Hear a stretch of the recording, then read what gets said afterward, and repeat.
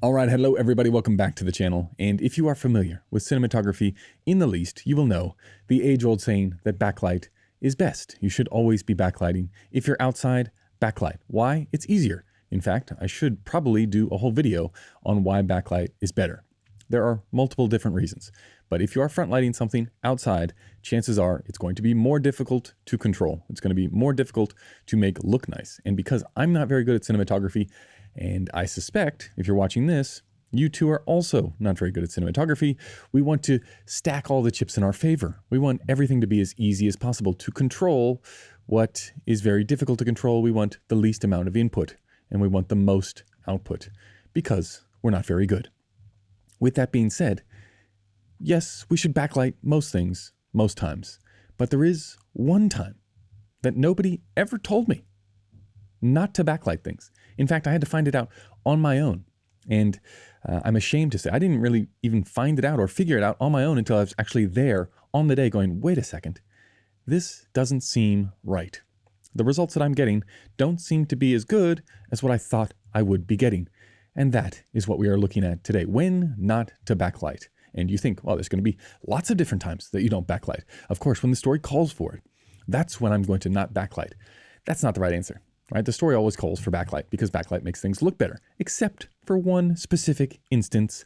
Let's jump into our virtual world to find out. Now, again, I could have gone out and shot this like actually in the real world, but that would have required resources and time and energy. And I don't really want to do any of those things. I'd rather just jump in to the technology side of things and do it for you there, even though it's not exactly perfect. So let's jump in here. Okay, we're in the virtual world. Right? This is our little virtual cinematography. He's walking around on set. And we want to do something at sort of magic hour, maybe sunset. That's when we want to be shooting whatever scene it is that we're shooting. And of course, it's not going to be a long scene. If it's going to be a long scene, we're going to shoot it on the volume. But we don't have any money, so we're not going to shoot it on the volume. We're going to shoot it in the real world. Now, do we want to be backlighting a scene at sunset in the real world, specifically at magic hour, which is when the sun is not where it is pictured here, right? But when the sun is, let's go to our controls here. This will be fun to see how badly I botch this. When the sun is down here, ta-da, this is magic hour, right? There's nothing in the sky, no sun. It's just nice colors. I'm sure you've seen it before. Everybody wants to shoot at this time. It lasts a little split second unless you live in Iceland. We have the budget to go to Iceland and then it's probably going to look pretty cool, right? This is nice. Why is this nice? Because there's no direct light. It's all soft. It's a giant softbox in the sky. So most of the time when we're shooting at magic hour, we want this light. That's why we're shooting at this time. We want the sky to look like this. So if we go back to, let's say we put it just above, this is probably when you start setting up for those shots. You know, the sun's dipping down. And you're going to default into your natural state of being a cinematographer, which is, well, we got to backlight this, right? And let's say we just have a conversation. Maybe it's not even a conversation. Let's just put a woman in the frame and she's going to be delivering something, I don't know, not directly to camera. She's just talking off camera. So it's going to be a single person. And mind you, the scene has to be fairly small in order to get it during magic hour in the first place, right? You can shoot over multiple days if you have a longer sequence, but ideally it's going to be kind of compressed because our time is compressed. So what you would normally do in this situation, I've got it set up as backlit here. And what does backlit mean, just for you folks following at home? That means the sun is behind our talent, right? We've got the camera, then we've got the talent, then we've got the sun way over there, right? This, if we jump into our camera, this is backlit. Let's change the view. This is backlit. Should we focus on her face? All right, we got our first AC asleep at the wheel. Okay, this is backlit. Sun coming behind the lady. The problem is it gets quite flat. Well, we got a couple of problems here. Number one, when you're backlighting something, you want to balance to what you can't control. In this situation, what can't we control? Well, we can't control the sky. Okay, so we have to set the level of light coming in and hitting the sensor that we want for the background because we can never do anything about the background, right? Back here, it's too big, it's too vast, too large of a space. We can't do anything there. What can we do something about if we're in here? We can do something about her face, right? We can do something locally. So that's what we're going to focus on. So we come in here and let's say, actually, we should fix this problem now. Okay, where do we want the background to sit, right? First step, anytime we're shooting anything, whether it's exteriors, interiors, what can't we control? And then where do we want that to sit in the camera? So let's go to, how are we going to do this? Let's do ISO. Even though you wouldn't do this in the real world, we can't drop NDs in this program. So let's just say we want to drop it to, maybe we want something like that, right? Like kind of dark and down. What you don't want is the sun in the frame, right? Because then on a real camera in the real world, this will blow out. Doesn't matter how many stops of dynamic range you have, it's going to be a nightmare. So ideally, not the sun in the frame unless you're going for the silhouette look, right? So we're going to set it up so where we can't see that. Okay, now the sun, if we go up, here we go. So the sun, if we track this line, is coming right down here, down, and down this way. So we've got the camera, then we've got the line of the sun is in between, and then we've got the talent, right? What that means is if we, again, go down here, see how the sun is in between the talent and the camera? This is perfect position for the sun wrap, okay? That means that the sun is going to hit this side of her face, or hit the back of her head there, just there, and then we're probably going to push some level back from this direction, okay? This is called the sun wrap. Now, this is okay. Doing the sun wrap is okay if we're shooting before magic hour, right? Before magic hour, when you don't have the sun in the frame. Let's just bring this over here. We'll bring in our little light, see what that does. This is our 12 by 12 bounce that we're going to be using. Let's say we spin that around a little bit. Come up here, and we're going to move it over. Go that way, bring it in. And go that way, bring it in. Okay, so this is what we would normally do. Okay, now we got a little bit of level, right? We've got nice little shadow fall off. It feels lit because the color's different. Normally with a bounce, like number one, you wouldn't put the bounce on the ground like this. How do we go down? You wouldn't put the bounce on the ground, right? Because you get all this level coming from here. And I probably wouldn't angle it like that. I'd probably twist it just a little, like that way. Probably back it up because that's too close to her. And then I'd probably raise it up. And if we see it now it's a little bit too far down. We don't have enough level out of it. So let's bump up the level to, how does that look? Okay, again, it feels kind of lit. I might even, if we come up here, let's see if we push it away from camera this way. See, it's getting darker on the shadow side of her face as we push it this way. So now it should be really dark on the shadow side. Yep. And as we bring it closer to camera, what's happening? It's getting lighter on the shadow side. Now this is going to be too filly. Okay, so let's go with something in between. So right about there. And again, you'd probably warm this up like in the real world when you were bouncing. It would be warmer. It'd feel a little bit nicer. And this is probably, even still, it's probably too dark of a sky for the sun still being in the sky, right? We've probably overcooked the ND.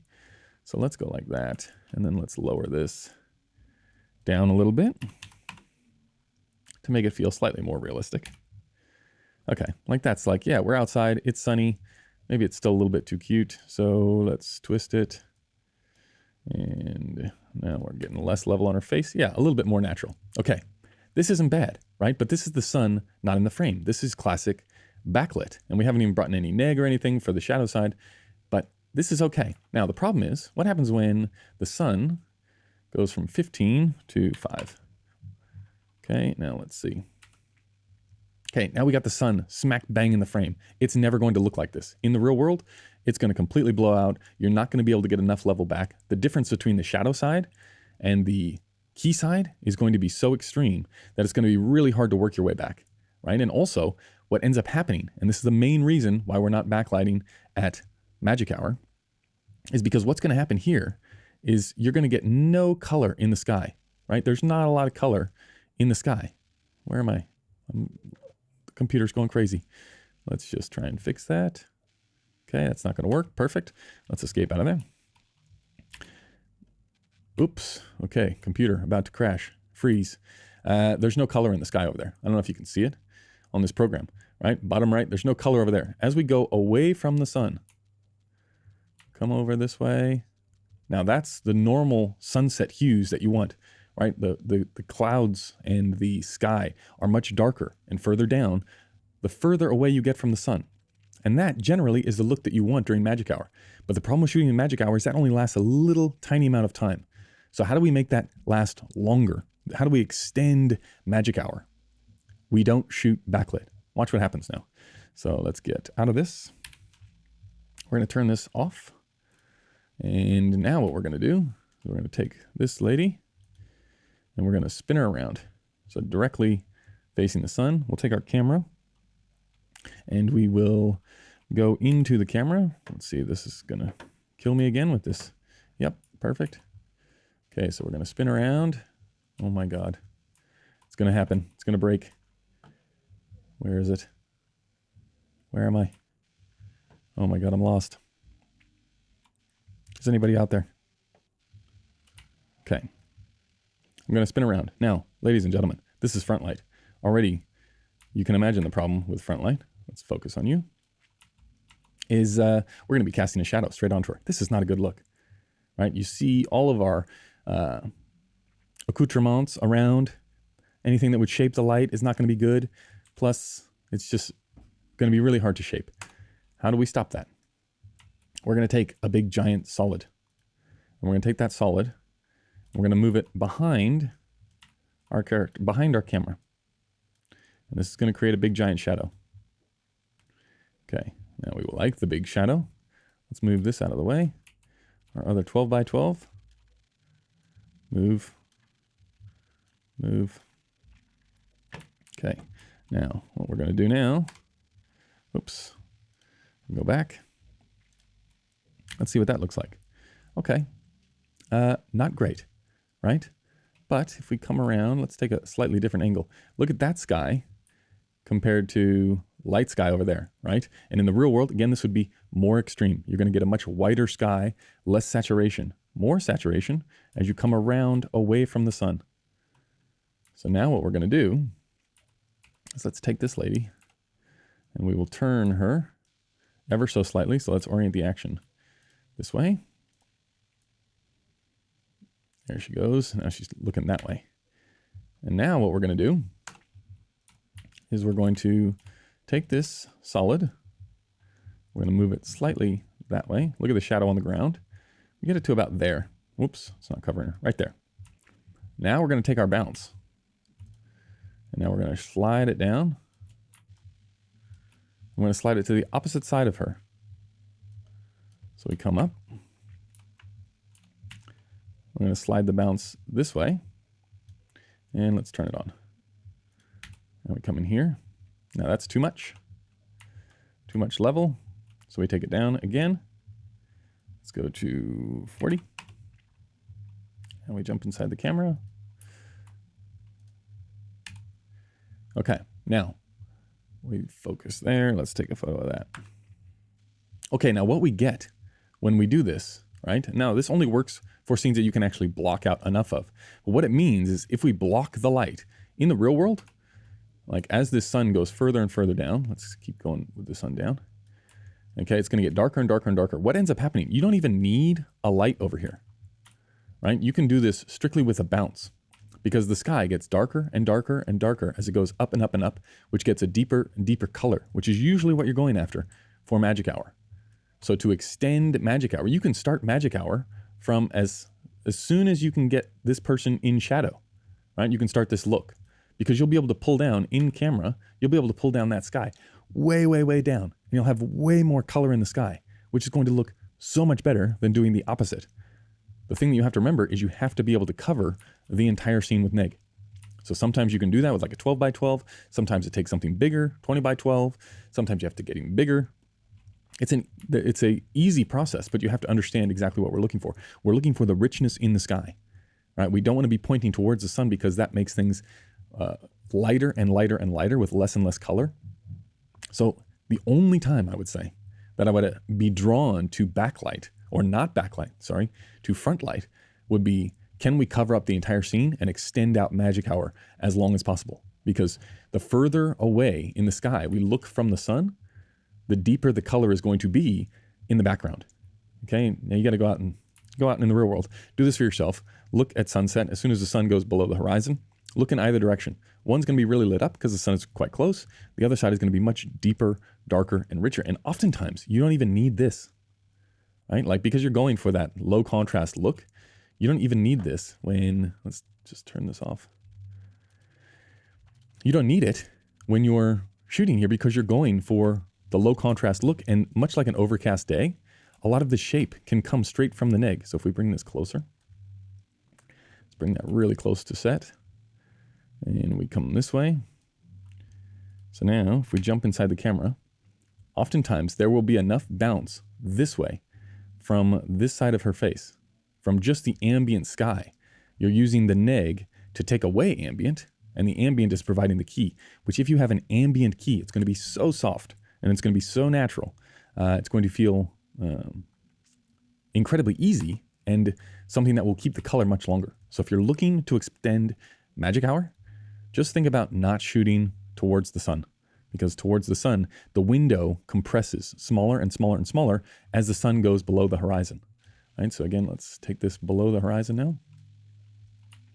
Now, what we can do here is you can shape almost with only neg. If we bring in, let's just up the ISO. If we bring in only neg, because it's flat right now, usually there's enough in the sky to wrap around and act as a key. So something to keep in mind.